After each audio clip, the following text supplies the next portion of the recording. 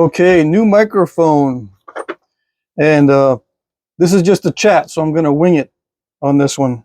I might read some of the stuff from my notes, but I'll try to talk for an hour, and I'll try to do this once a week. All right, so I get a lot of views on my little shorts on socialism and the job of government. So I can talk about that. In the last chat, I was talking mainly about wellness and how to overcome the obstacle between thinking and doing. All right. Let me just say briefly on that.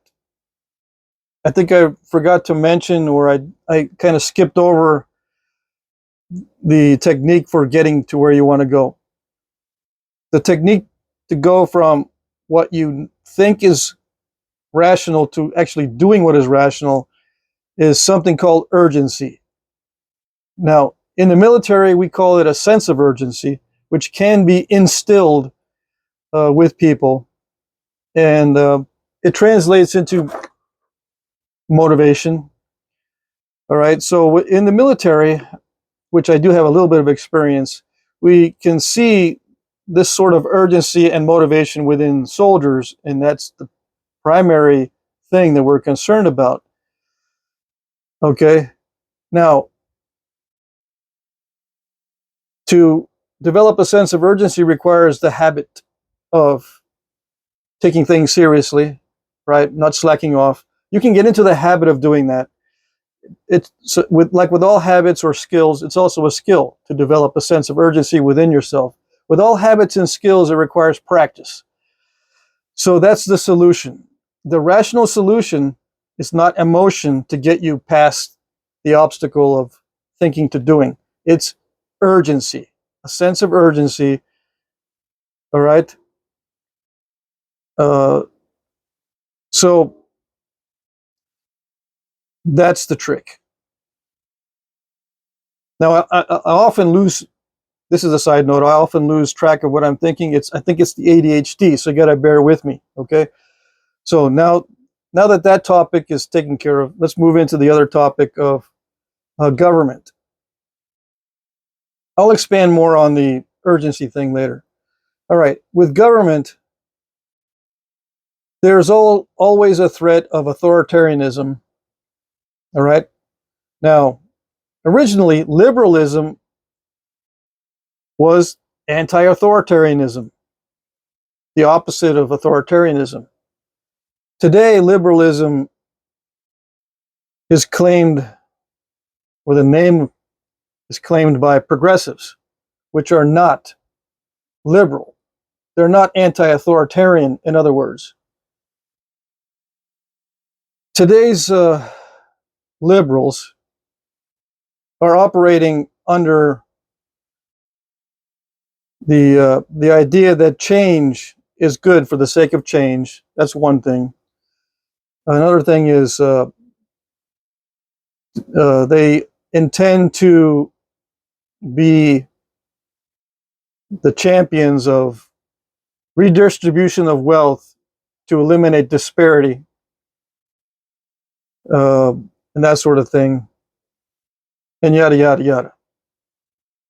A lot of progressives also sign on to socialism, which claims to be a system that allows society to own the means of production instead of what they claim to be greedy individuals. Okay.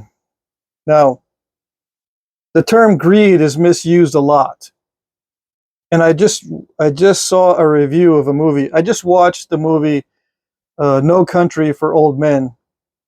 I just got through watching it, and I saw a review of that movie.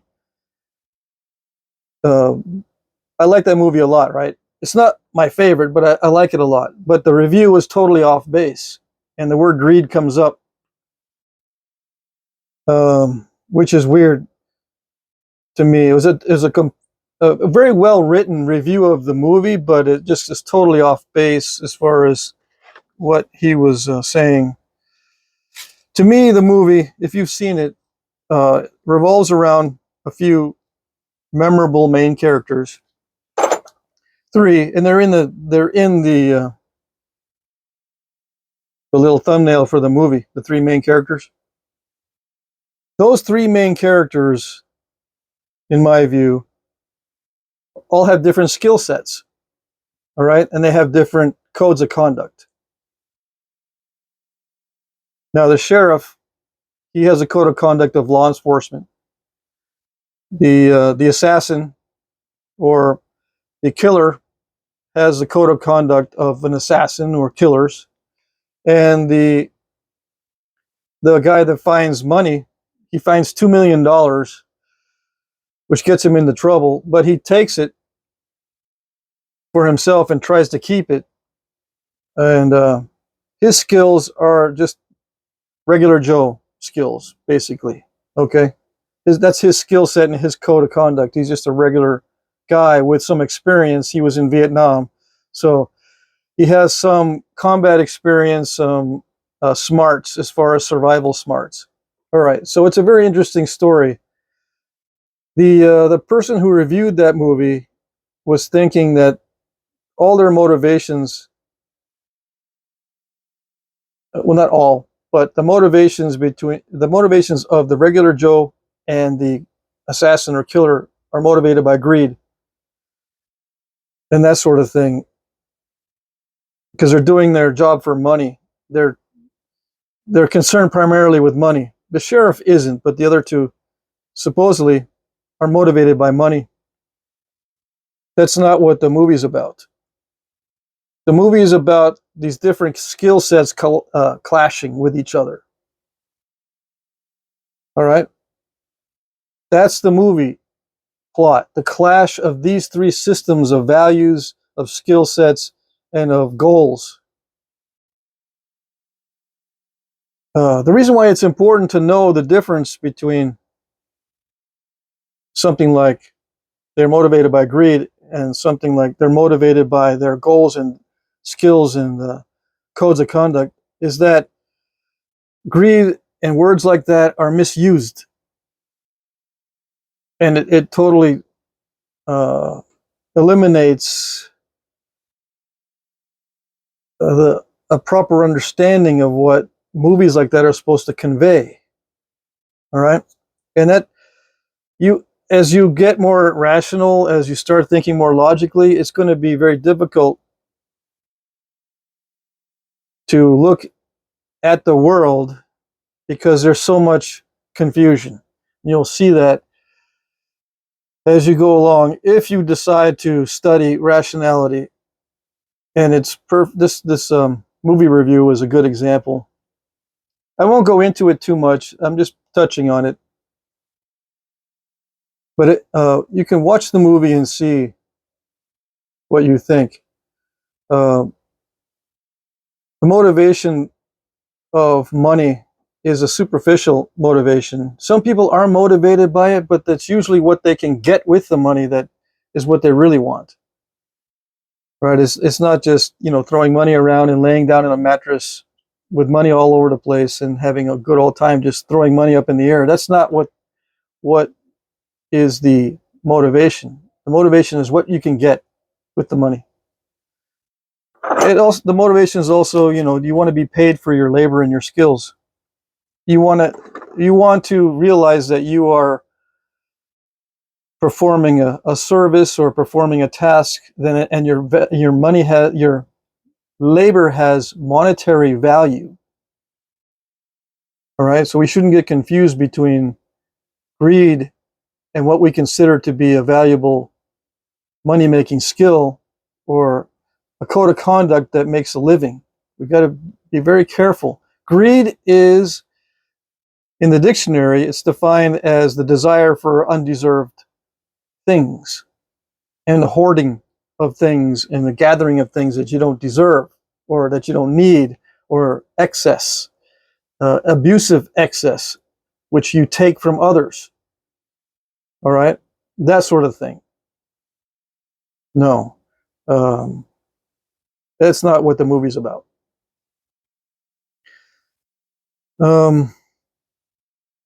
So this ties into how governments are envisioned All right. Some people want government to eliminate greed or to fight greed. And so they think that we need to fight those who are ambitious, that use their skills and their smarts to gain money. We need to fight that because it looks like greed. It looks like greed only if you're not thinking properly. If you're thinking properly, you understand that labor has value. You're paid according to what your labor is valued in the market compared to other people. You know, there's some skills are more valuable than others, and it's not fair. You know, you can have an extremely deep, very difficult to master skill and not get paid very much. And for example, flint knapping, it's a very intensive training period. It's a very highly specialized skill. It requires a lot of time and patience, and yet you don't get paid very much for your labor in this particular field because it's a very small market. A lot of times musicians are in the same boat. To learn an instrument and play it well requires a lot of time, patience, and effort. It's very, very difficult, but only certain people make money, a lot of money, or make a living by playing instruments and singing and that sort of thing. The vast majority of musicians and actors and artisans don't get paid as much as other professions who have a higher market value, like engineers, um, business uh, business managers, and um, financial planners, and things like that. A lot of the jobs that pay a lot are ones that no one else wants to do. Some of those jobs pay a lot, some of them don't. If it requires a lot of effective decision making, it pays well. But a lot of dirty jobs don't. A lot of jobs that people don't want to do, they don't. But you don't need to develop years and years of mental muscle memory or anything like that to perform that kind of dirty job. Like picking up trash. Picking up trash is a very valuable thing in society, and disposing of trash, but yet you don't need a lot of training, so it doesn't pay that well. All right. Now, when it comes to government and what people want government to do, it gets into the area of trying to rectify or cure the situation where some people seem to be paid way too much for what they do. In a free market, people are paid according to the demand of their labor. It may not be fair, but that's just the way a free market works. And you have to understand that there are some types of labor that are worth more than others because they are in higher demand. And that's a free market. Now, I can talk about capitalism and socialism. They're not diametrically opposed, all right? They're two systems that can be abused. There are some socialistic programs that I don't have any opposition to, and there are capitalistic ways that I hate, okay?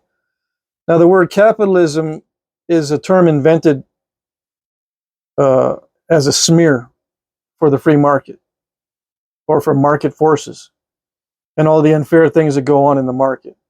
So I'm not going to defend capitalism. What I'm concerned with mainly is a free market and how the government can protect us in a free market, which preserves individual rights. I'm concerned with individual rights. Now, there are rights and there are entitlements. This is government stuff now. Rights are what we exercise while we are alive as human beings. It's specifically for us as humans. Our rights are what we can exercise in order to live as humans. We have a right to our life, to preserve and to defend our lives. We have a right to own property, to defend and produce our own property.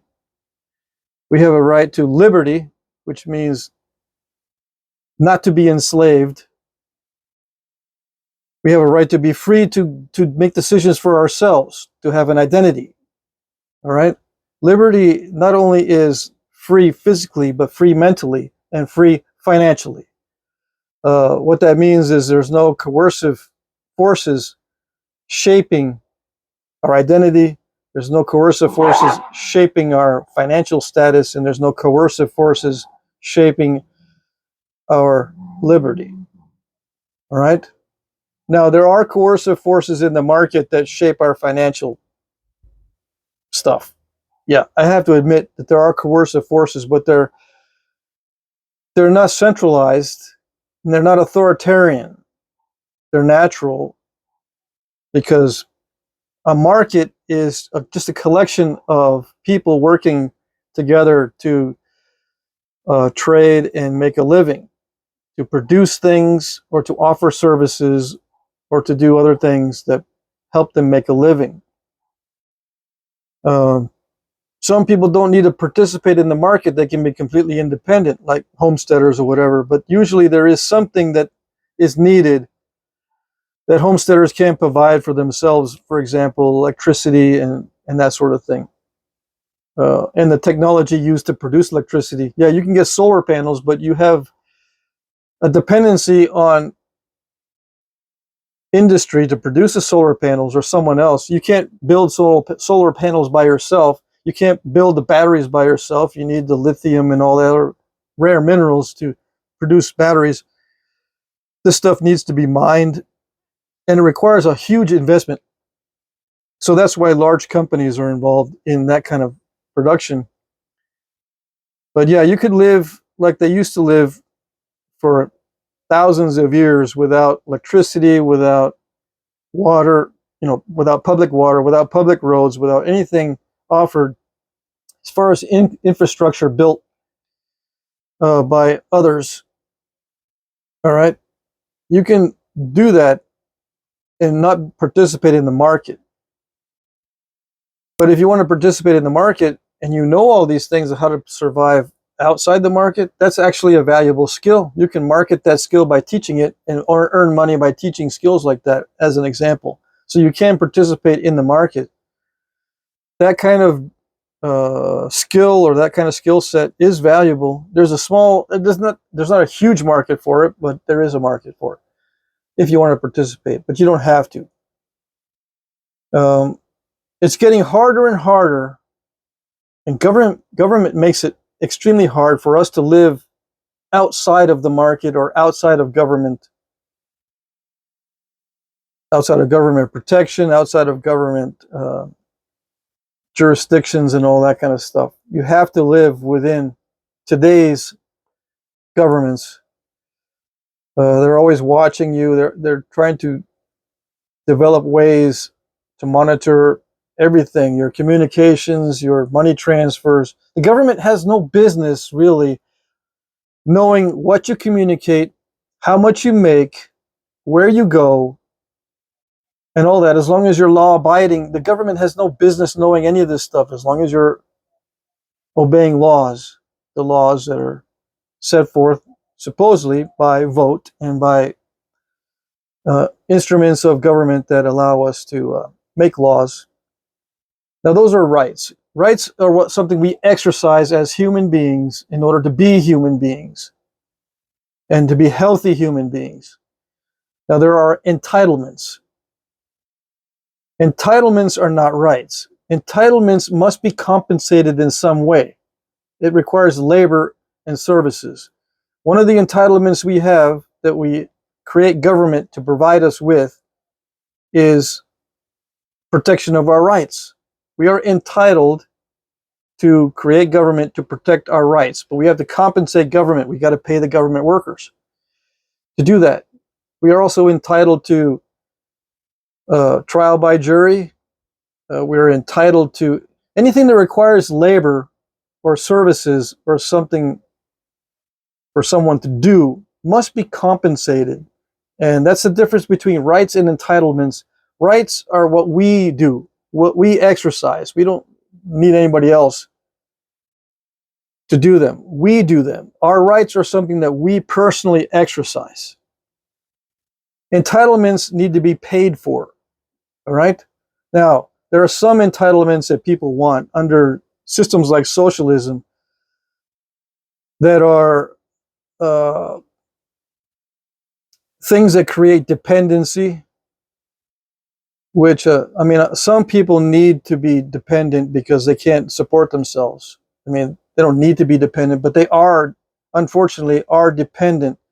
So their entitlements would be, income of some sort to help them pay bills and whatnot, because either they cannot participate in the market due to some handicap, they refuse to participate in the market, but they can't be homesteaders, they can't grow their own stuff, they just can't, they don't have the skill sets or whatever, so they want government to provide them with things, and they consider those entitlements that they have a right to have. You have a right to employ government to provide you with entitlements. You do have that right. Now, if the government can find a way to provide entitlements like free money, okay, fine. But it has to be paid for by somebody. If those payments are not going to disrupt the economy or disrupt your lifestyle, or it only requires a small portion of your life savings or your income to provide these kind of services to people who can't work or participate in the market, that's fine. I don't have any opposition to that. There's also nonprofit organizations where you can set up by taking donations to provide services like that. And in that case, they're not entitlements, they're just services provided by entities like nonprofit corporations and things like that. But the entitlements these days are getting out of hand. And socialism is what's doing it. Pushing the idea that entitlements are our rights, and they're not. We have the right to create some. That's the right. The entitlement itself must be compensated. Okay, so it's an entitlement. The rights we have are stuff we exercise ourselves. I want to get that very clear. Now, there are, in the Constitution and other places, there are explanations that say we have a right to a trial by jury, we have a right to an attorney, to have an attorney present during questioning and all that. Those are entitlements because those need to be compensated. So the terminology gets mixed together, which is a problem. It's unfortunate. But I'm going to make the distinction on this channel that entitlements are separate from rights. And there's nothing wrong with entitlements if we create them through some sort of system. What's wrong with them is if they become crushing as far as cost. And one of the problems that politicians create is this idea that we must have immediate action to stamp out something completely. That any existence of this problem is unacceptable. We must eliminate zero tolerance for certain problems. And we need it now. That sort of mentality fuels excessive entitlements and excessive government growth, excessive government intervention, excessive government power, excessive government guidance, and all that. It's getting out of hand. It slowly gets out of hand, and we've seen this throughout history. It'll slowly get so much out of hand that it'll crush the financial system of society. That's the problem. What's the solution? There are various aspects to the solution. The solution is not to let that happen, obviously. To know that entitlements are not rights. that we need to make sure we compensate entitlements and know that what we're doing is going to cost us. Some people say, I don't care what the cost is. We need to eliminate this. There's zero tolerance and we need it now. That's political speech. We need it now. There is zero tolerance. And these entitlements are our rights. Okay, that's political speech. It's not rational speech. Rational speech is to be aware of these things, these needs of society, and make sure that we don't overwhelm the economic system of society by excessively burdening society and the market with all these entitlements. We must live with a certain degree of things that we find unacceptable. It's better to live with a certain degree of those things than to live with an overpowering government that'll eventually collapse. You know, temporarily we can live in a society with lots of entitlements, but eventually money runs out.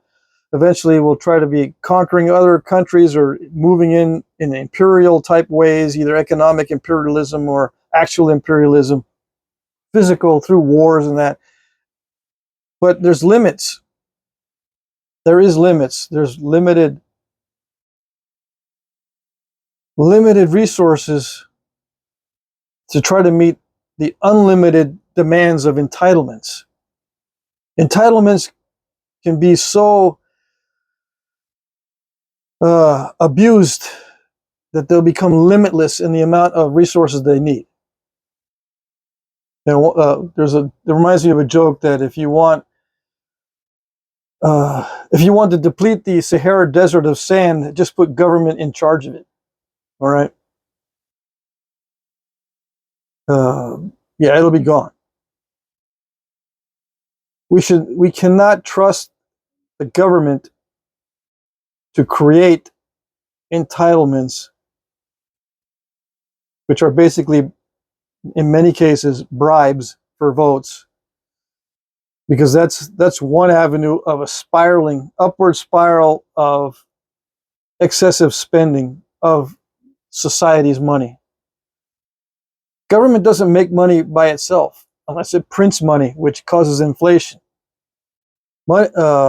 Government does not create its own wealth. There are ways that government can produce wealth, but it's mainly through owning assets and that sort of thing. It can offer services that you pay for as well. But government is not good at making money. That's the market. Now, government's not good at doing anything except destroying things. All right, so we can employ the government to destroy things because certain things need to be destroyed, like threats to our sovereignty, aggressors coming in and crossing the borders with military forces. We need to destroy that threat.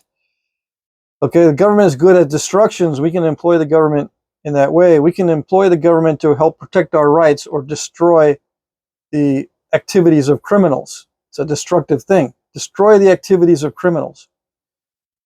The government is not good at building anything or inventing anything or producing anything. So we employ government to destroy things. All right? Which seems kind of weird that we would try to employ the government to protect our rights. But what we're doing is we're employing the government to destroy those who violate our rights. That's the job of government, to protect our rights in two ways. One, by retaliation, right? You arrest criminals and penalize them either by fines or imprisonment.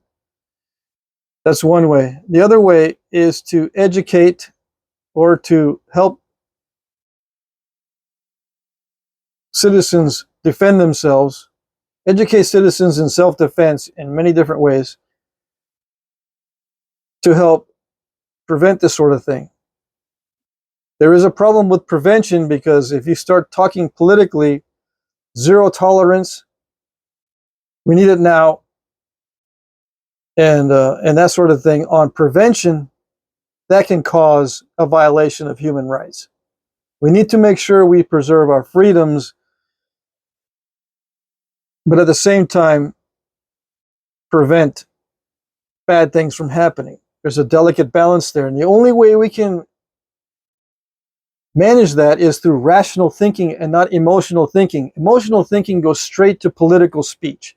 Emotional thinking is any amount of infringement, any amount of inconvenience, any amount of suffering is unacceptable. We need to have zero tolerance, and we need it now.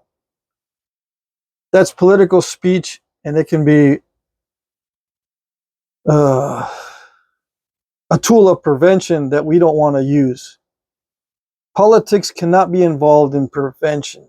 Prevention is through education, strengthening ourselves, and allowing us to defend ourselves along with law enforcement. Work hand in hand with law enforcement to defend ourselves instead of being disarmed, uneducated, dependent on government to do all that for us. Because eventually, if that happens, government has no fear on flipping on us. We can employ the government in the beginning to protect our rights, but if they have a slow creep toward authoritarianism and disarming us and uneducating us and sapping away our financial resources, they will flip the other way and become the abusers. The entity that's supposed to prevent abuse will flip on us the weaker we become.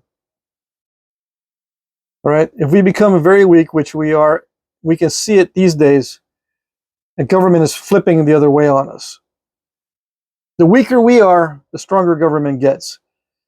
A strong government is a weak population. That's the sign. We need to strengthen ourselves, and the only way to do that is through techniques of self-defense, techniques of rational thinking, and techniques of financial prosperity. One of the things that will help us with financial prosperity is to eliminate socialism in the way that it actually works. Socialism claims to be a system where society owns the means of production, which is great. I have no problem with society owning the means of production.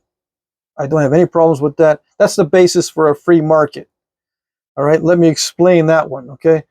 Society is just a collection of individuals within a land boundary, governed by laws, and influenced by culture. That's a society, a bunch of individuals grouped together. That's not the state. That's just a bunch of individuals together practicing their culture within a land boundary and within laws that they've created. The state is the employee of society. It's very different.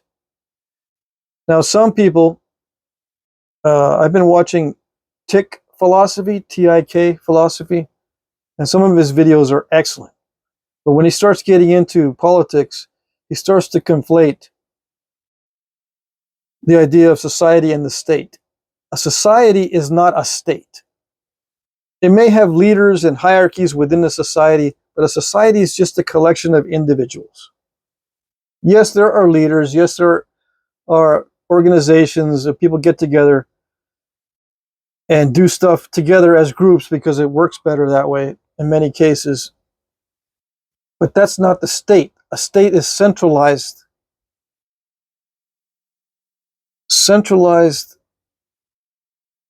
authority in order to be an employee of society. Yes, you must have centralized authority. Otherwise, it's not an entity. It's just all over the place. You have to have some kind of rules for the state. And the main rule is the state must defend individual rights, either by retaliation or, both by retaliation and prevention. Okay? The state is not supposed to be coercive, abusive, or traveling down a path of self-destruction. All right? It is not supposed to be a self-preserving entity either, to preserve itself. The population or society must be what supports government. Government's not supposed to support itself. It's supposed to be instituted or removed by society.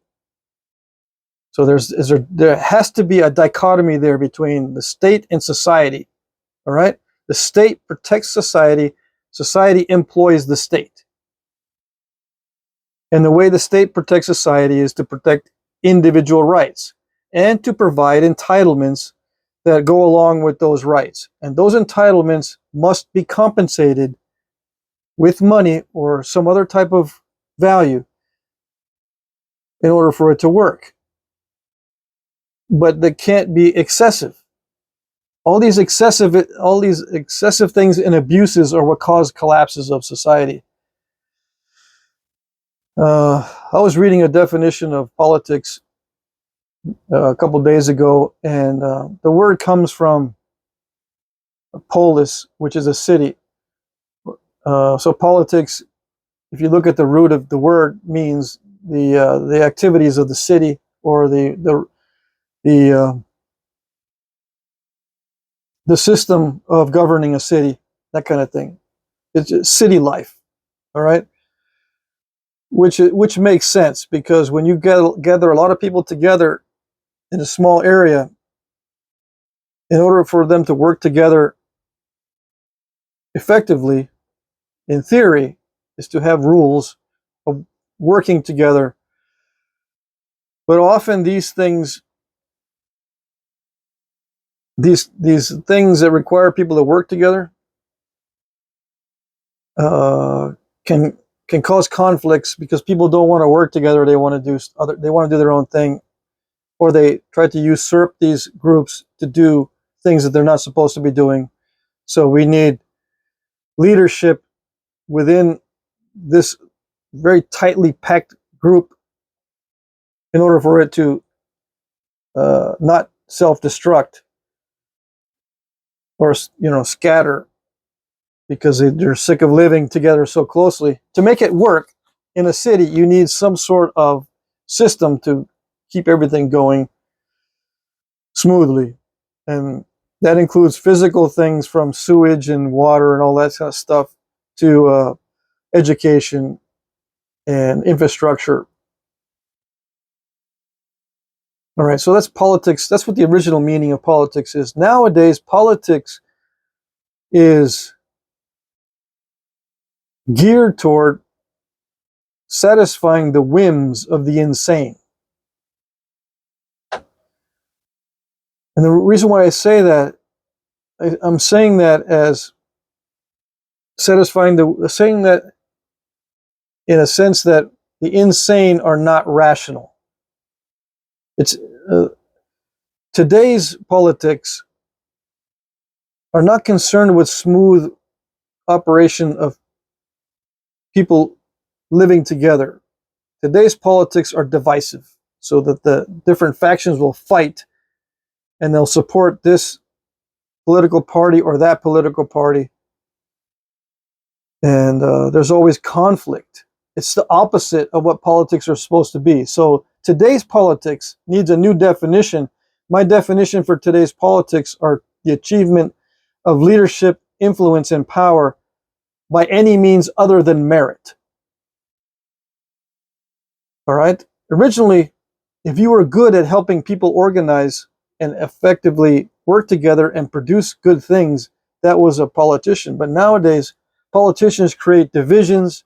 They create excessive burdens on the economy by sucking away money from the economy for entitlements, sucking away money for military operations, covert operations, surveillance operations, all sorts of things that government should not be involved in.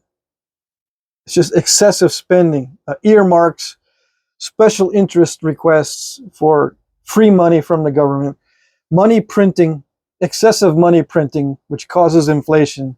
Inflation is caused by government, and that's detailed in many books.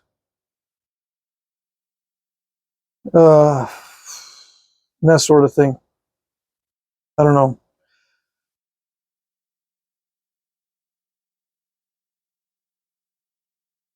I don't know what else to add to that other than specific examples of how free markets should work, what socialism really is, what capitalism really is, what society needs to improve, and that sort of thing. Um, One thing that's really big right now, it doesn't attract much attention, especially on my little short videos, is artificial intelligence. Artificial intelligence has great promise in that it makes doing things much easier. If you have, as an example, right now, people are using artificial intelligence to write books, to do research papers, to, get a bunch of data together and produce results that can be tested. It's very good for science. It saves a lot of time in that respect. It saves a lot of time in communication, but it won't be long before people want artificial intelligence to start making decisions for them. Once that happens, our identity will start to be lost. Why is that important? Or why is that bad for our identity to be lost? Some people will think, I'm going to change the subject here now. I'm going to drift off into identity. I'm dropping everything, dropping artificial intelligence, dropping government. Right now, I'm going to get into the issue of identity. Why is it important? All right. Some people think our identity is what we feel. I am what experiences the world. That's who I am. I'm what I'm feeling and sensing and understanding. The input and the absorption of the input is my identity. That's how I know I'm alive. All this input. Forget the output. The input, the feeling, the absorption, that's my identity. When I'm feeling, whenever I input this stuff, what reaction do I get? How does it make me feel? That's my identity. It's not your identity. But I think more than half the population thinks that's their identity, what they're experiencing through input and feelings. They forget, or they don't want to know, or they reject the thought that the decision maker is your identity. For a lot of people, that has no impact. It's boring. Okay, my identity is the thing that makes decisions. Okay, so what? I don't like the decisions I make. For one, I'd rather have a machine plug into me and make my decisions for me and actually get me to do stuff. I don't like my decision maker. I don't like that as my identity. I like my identity to be plug in, absorb, and feel the reactions. That's what I like my identity to be. And many people are that way. They want to feed. They don't want to decide. They just want to feed. Feed and react. That's the danger. And AI will fixate on that. Yes, it will be smart enough. I guess I'll bring AI back into this. AI will be smart enough to know that at least half the population just wants to be fed and feel what it feels like to be full. That's what they think they are. All right, so we'll just do that. We'll cater to that, AI will say. Politicians are already saying that, and they gain power illegitimately by providing us food for the input that we think we need for our identity. And they will divide us into groups so that we have strong identities in certain areas and that conflict. A conflict will solidify a position that you hold. So it actually solidifies identity. Yeah. It satisfies identity, either the decision-making identity or the feeling identity. It'll solidify those. Conflicts do that. So they create that kind of thing. Government will create that kind of thing, and they know that half the population, that's all I need is half the population to be nothing but feeders. Once they got half, once the government has half, and they have half the population dependent, they can cheat that little bit to get a majority. So then it perpetuates itself. It becomes a machine like a dairy farm, where you feed the cattle and you take the milk. Feed the cattle, take the milk. They're milking. They want to milk the population. Once the government starts to become an entity unto itself and starts to think that it's supposed to preserve itself, it turns the population into a dairy cow, basically. All right, because that's how government feeds itself from us. All right, from our productivity. That has to be limited, and the only way to do it is to be more than half on the rational side. Right now, we got like 25% or less on the rational side and 75% or more on the feeling side. Unfortunately. And there are so many YouTubers and so many social media types that are producing content that cater to the feeling side of things. Just the input and just the experiences side of living. Yes, those are important. Yeah, it can provide inspiration and all that. But we have to be rational, and the things that are important have to be stressed. Number one is human rights, individual human rights, and the distinction between rights and entitlements. Okay. Health, physical health, mental health, and financial health are rights. We exercise those things, and we must exercise those rights, or we become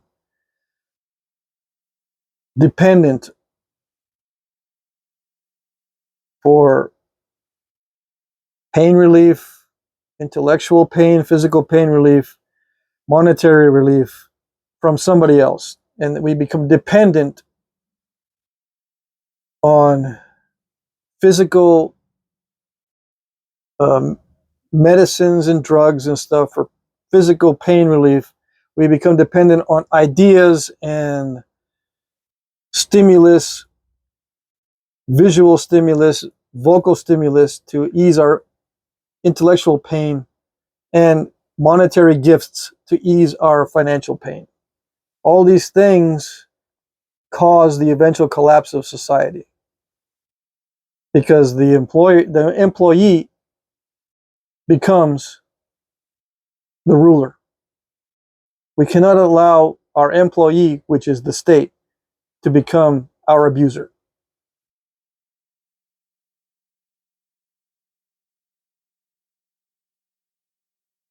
Yeah, and one of the biggest dangers is to fall in love with the state. What happens when you care very much for something? You want to feed it, take care of it, be nice to it, think that it's beautiful. You know, if you fall in love with something, it's so beautiful, it needs care, it needs nurturing, you need to agree with it, you know, you need to follow it, you need to serve it. Once you do that with the state, you're on a downhill path to where the state will eventually crush everything. And how does it do that? How does it crush everything? It becomes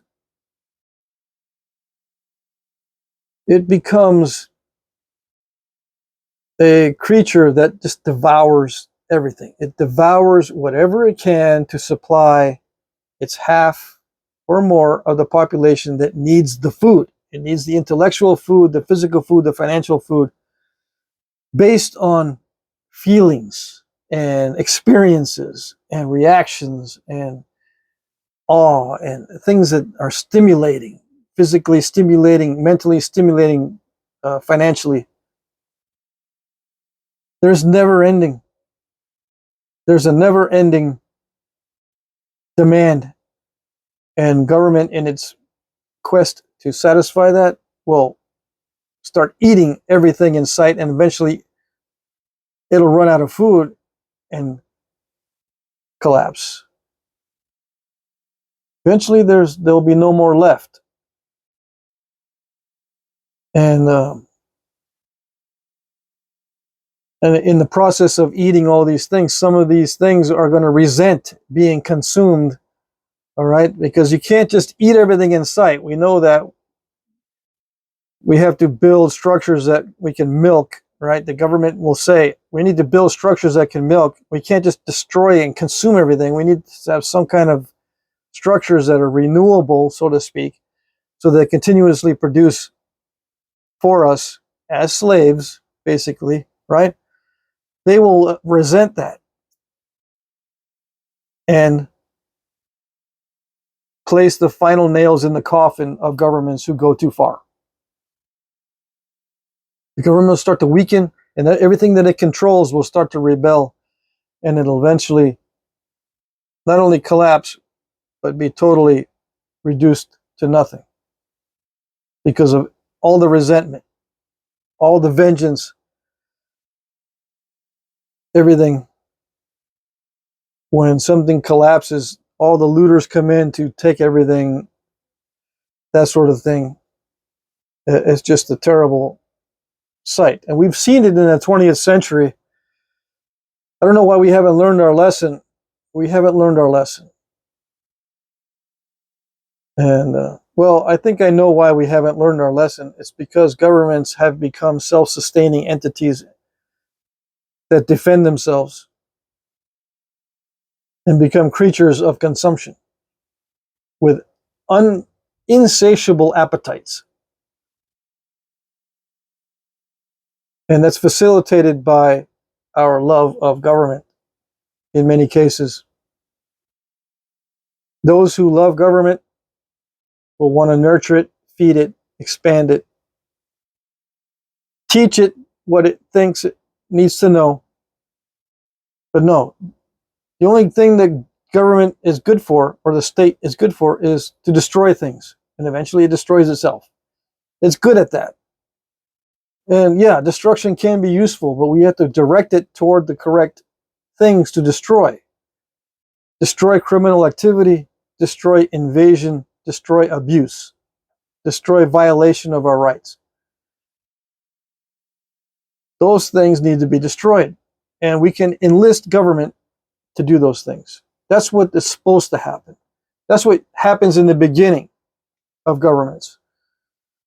And all this is needed so we can work together. Working together and cooperating is much better than conflict. And yeah, there's conflict within a market because of competition, but competition is not conflict. A lot of times competition is inspiring. It generates the best qualities in many people when they are confronted with the prospect of competition. Now, if you're not mentally healthy, competition will crush you. That's a problem. That's why mental health is such a problem. Competition. People who are not mentally healthy hate competition. Mentally unhealthy people reject reality. They reject competition. They reject hardships. They reject everything that is inconvenient. They can't deal with adversity. They become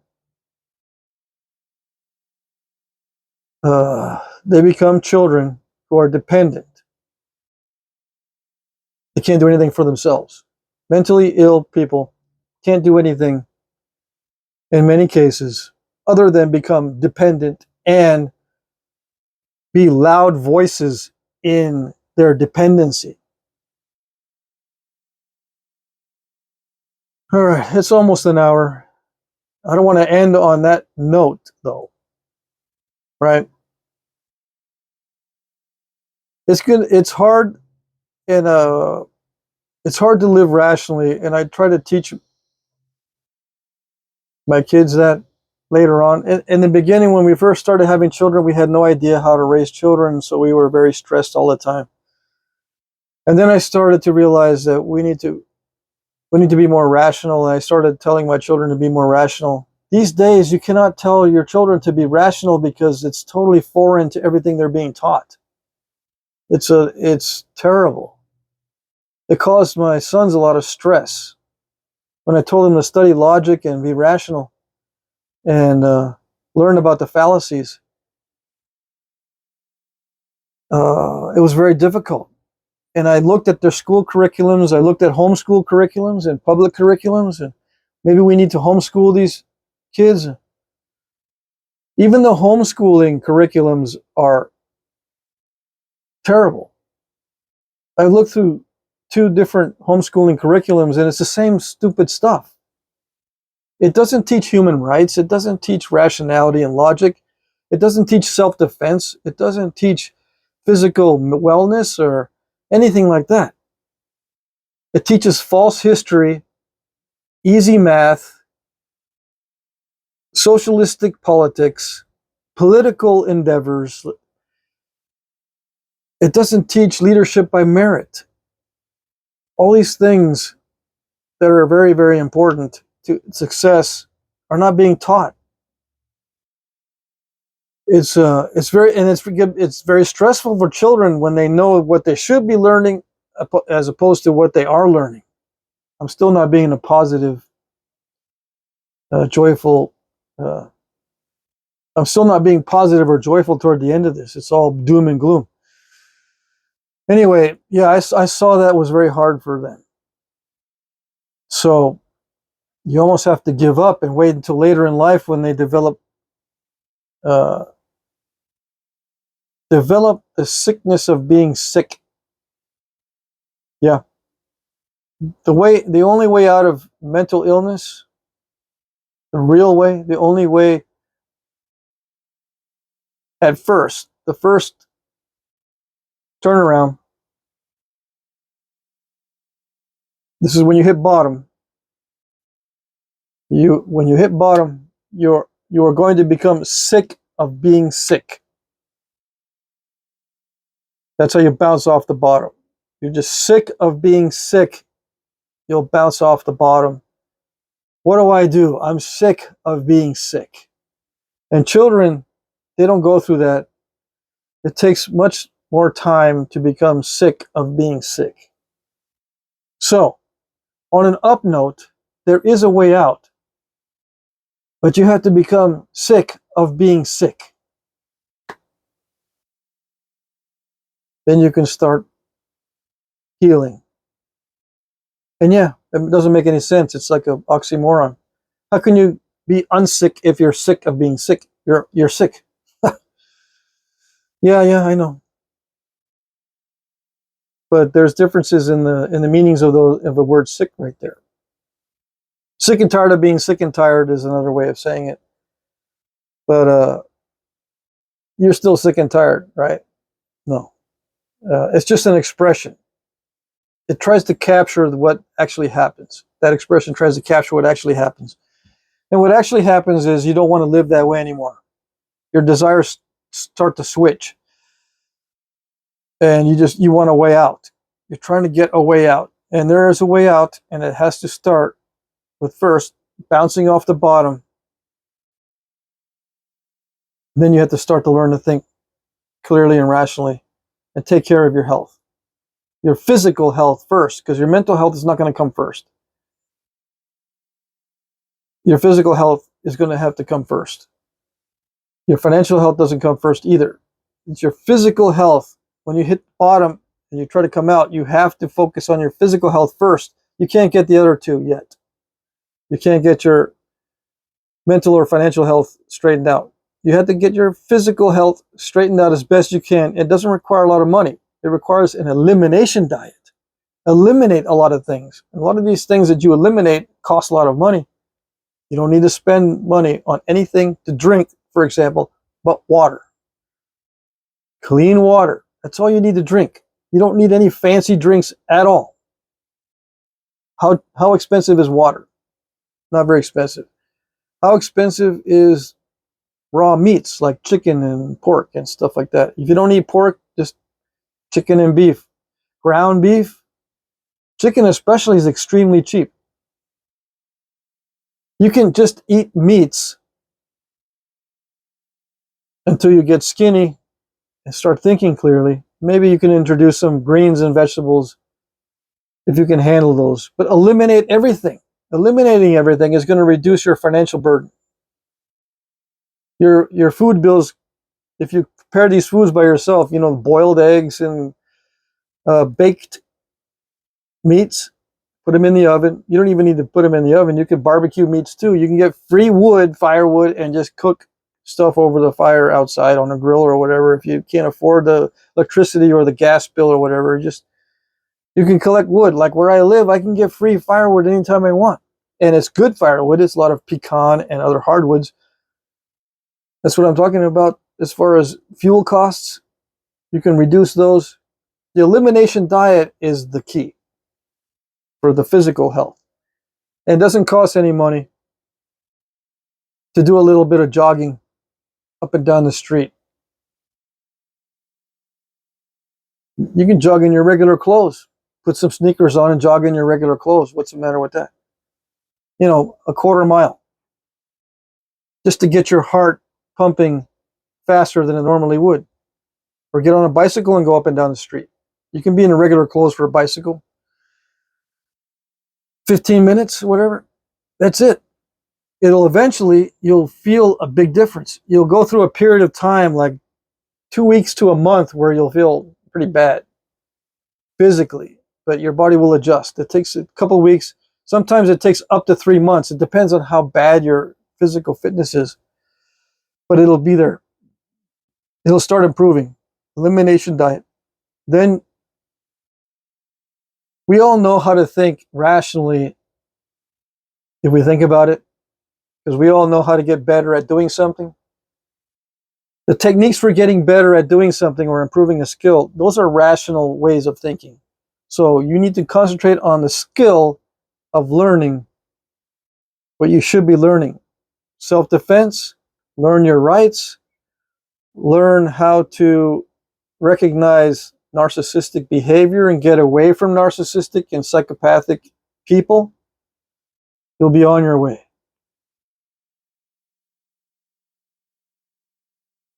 Eliminate your burdens. Cut your losses. If you've got lots of stuff that you don't need, just throw it away. Just cut your losses. If you could trade in your car for something that's just as effective but it's cheaper for payments or whatever. I haven't bought a new car ever in my life because I was lucky in the beginning. I learned from a smart guy never to buy a new car. Always buy it used, even if it's only a year old. Always buy it used. It's much cheaper and you get the same use. Yeah, it might smell funny in the beginning, but eventually it'll smell like you, okay? Smell funny just like you. Anyway, there is a solution to getting out of all this mess. There is a solution. And it begins with life, liberty, financial health, physical health, mental health, the basic rights. And that's the basis of morality as well. The recognition and preservation and teaching of rights is the basis of morality. Easy. Thinking clearly and rationally is the other part of being moral. And the basis for rational thinking is human rights.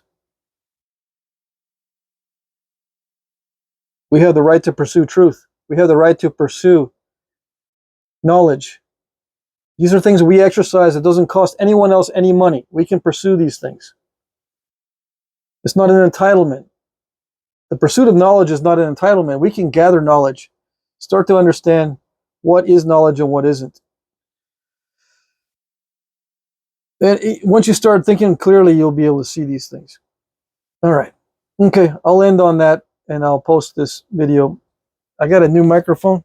Hopefully it'll work really good. I don't even need to be close to the camera. I can be like really far away. And it's still the same. I got sun creeping up. I do this earlier in the day because once it starts getting up over 100 degrees, the camera shuts off because it gets too hot. So I'm lucky it hasn't shut off yet, but it will here in a minute. All right, so that's the end of today's chit-chat. I'll see you next week.